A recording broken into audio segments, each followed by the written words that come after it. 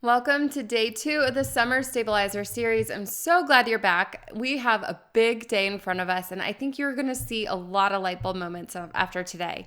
This is a really exciting day because it's one of those things that I don't feel like is talked about enough in the general online marketing world. This is really all about search engine optimization, or SEO.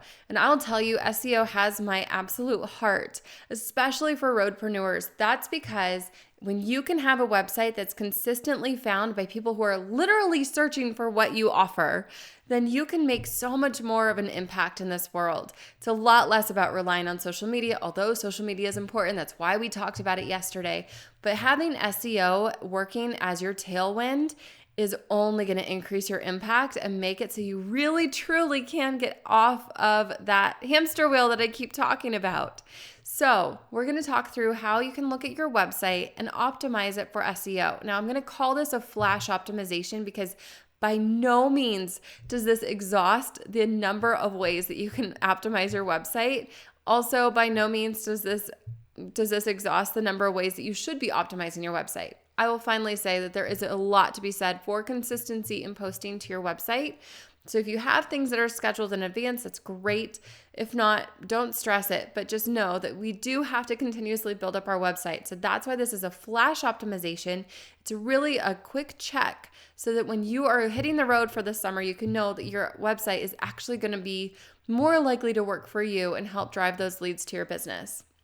Okay, the first thing we're going to start with is your content. And I am going to look at my workbooks. If you see me looking to the side, that's what I'm doing. I want to say these in the right order, and the only way for me to do that is by looking at the order that I wrote them in. I just don't have that great of a memory to be able to memorize all this.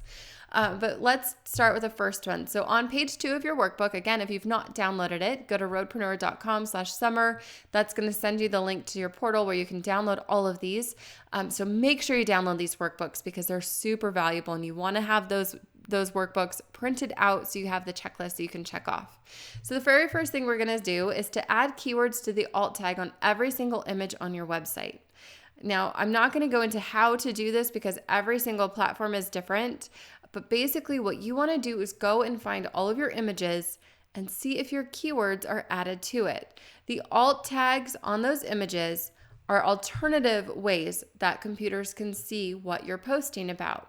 This is really meant for screen readers to see what that picture is and add context and color to people who cannot see what's on the screen. Also, Google uses it to look at your images and rank your images in the Google image search form.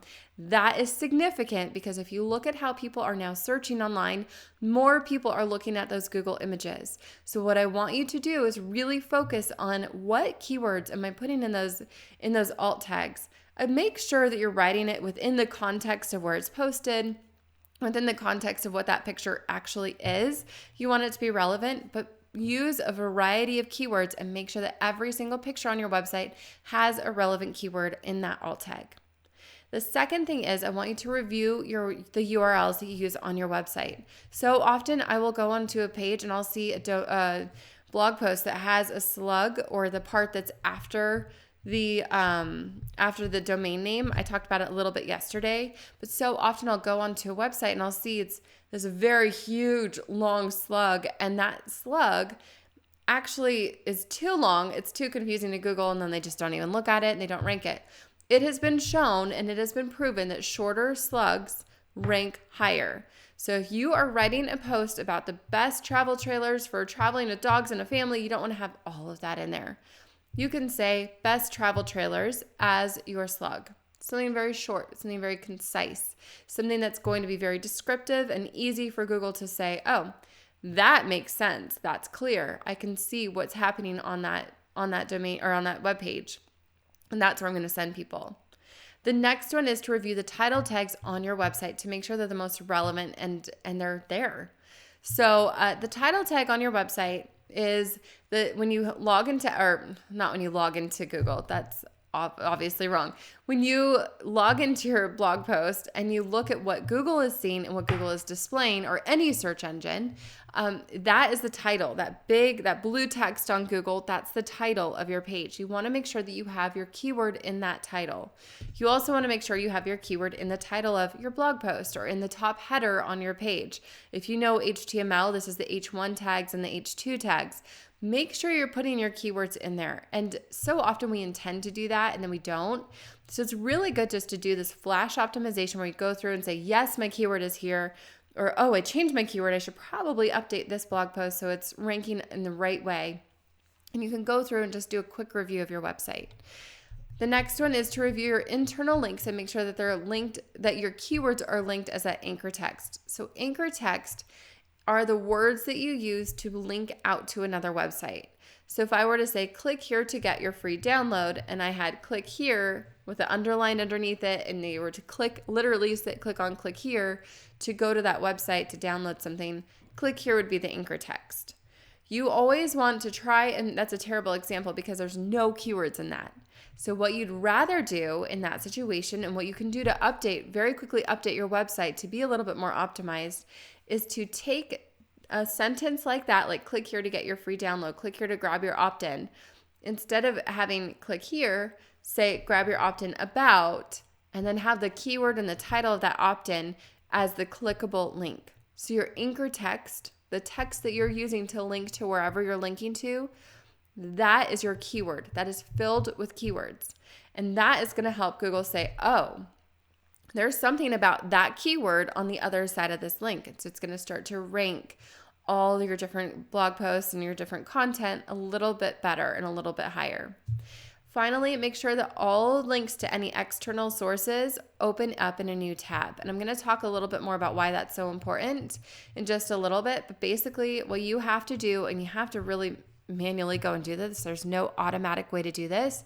But if I'm linking to your website because you're a guest speaker in my membership or whatever it is, I want that to open up in a new tab so you're still staying on my website. Okay, more on that in a second. First, let's go and look at this. We're going to look on the next page, page 3 of your workbook, at Google's view of your website.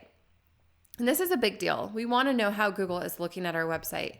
And so there are 3 free checks that you can do.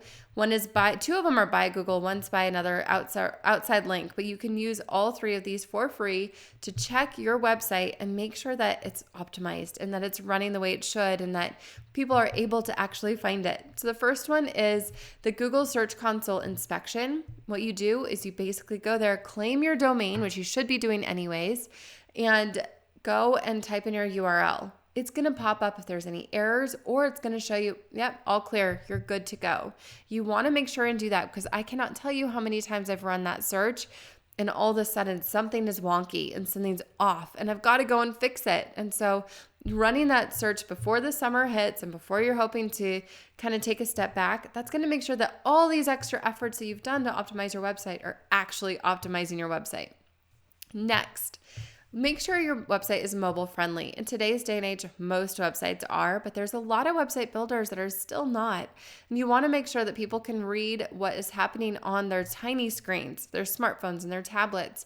When your website's mobile friendly, Google rewards you by ranking you higher because they will show your website more often to people who are ranking or who are reading your website on a smartphone or on a tablet or anything with a small screen. Finally, you want to look to see if there's any broken links on your website. Those 404 errors that you get, that's basically just a broken link where you say it leads to somewhere, but it actually doesn't. That happens a lot more often than you might think because different domains change their own slugs because they're going through their own flash optimization process, and suddenly you have a broken link on your website in a blog post, and it can really erode that customer experience, which means that Google, their customers, are the users. They're going to notice that they're not going to want to send people to that website. So go and find that free tool that I linked to inside that workbook. Click on it, make sure you're using it. It's going to really help you bring those issues to light before the summer hits so you can fix them and you can be on the road knowing your website is a lot more optimized. Okay, final page. I know this is a lot, but it's important to do all of this. So take everything with a grain of salt. What we want to do is look at your Google Analytics. If you do not have Google Analytics, now is the time to install it because you're going to want to come back from summer vacation, have all that data built up so you can go and do this last step after summer vacation. But if you do have Google Analytics, here's what I want you to do. First of all, I want you to go in and find your bounce rate and write it in that box. A high bounce rate is problematic. Google will see that high bounce rate and will know that that's when people are leaving your website. Basically, what a bounce rate means is that somebody arrives on one page of your website, they decide it's not for them, and they leave. So only one page on your website. And the best way, if you have a high bounce rate, the best way to bring that down is to start interlinking your content, sending people deeper into your website and continuously nudging them further on your website. That will show Google that you have a lot of value to offer, which makes them more likely to want to rank you. The next thing you want to look at is time on site. That's also something that Google takes into consideration, is how long people are spending on your website. So if you have pages that are really, really, really short and people are bouncing, your time on site is going to be really low. People are not going to be sticking around for very often. Or if you have content that looks like it's a chore to read, people don't do it. They just won't do it. So I encourage you to add a little bit of white space, build in that breathing room in your content. And in doing so, you can actually increase that time on site and scroll depth, which is how deep people are scrolling into your different posts and your different content. And that will show Google that they should rank you higher. The final thing is to look at those exit pages. That's basically where people are like, I'm done with this. It's not for me. I'm leaving. Or I'm done here. I've accomplished everything I want to accomplish. And that's where they're leaving.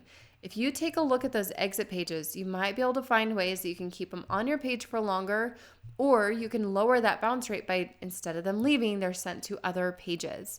So product-based businesses do this really well when they have relevant or recommended products that are on different product pages.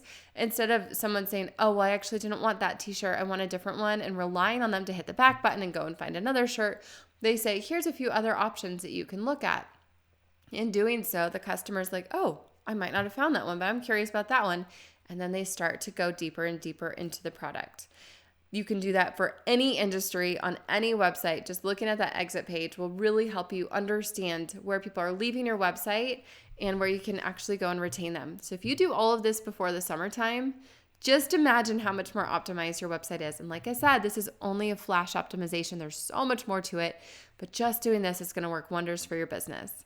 Come back tomorrow for day 3. I cannot wait to share it with you. We're going to be talking about opt-ins and how to get more people opting into your website or onto your email list while you're on vacation.